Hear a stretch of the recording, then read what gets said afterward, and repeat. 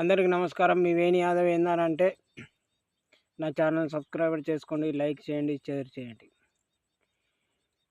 మనము పుట్టినప్పుడు తల్లి సంతోషపడాలి. మనం పెరిగి పెద్దయినప్పుడు తండ్రి గర్వపడాలి. మనము మంచిగా బతికితే సమాజం సంతోషపడాలి, ఆనందపడాలి. మనము చనిపోతే మన శత్రువు కూడా కన్నీళ్లు కార్చాలి. పలానా వ్యక్తి మంచోర్రా, అతను ఉన్నప్పుడు చాలా మంచిగా ఉండే అని చెప్పి నేనే మాట్లాడకుండా మాట బంద్ చేసుకున్నా, నేనే గొడవపడి దూరమైనా అని చెప్పి శత్రువు కూడా మనం చనిపోతే కన్నీళ్లు కార్చాలి.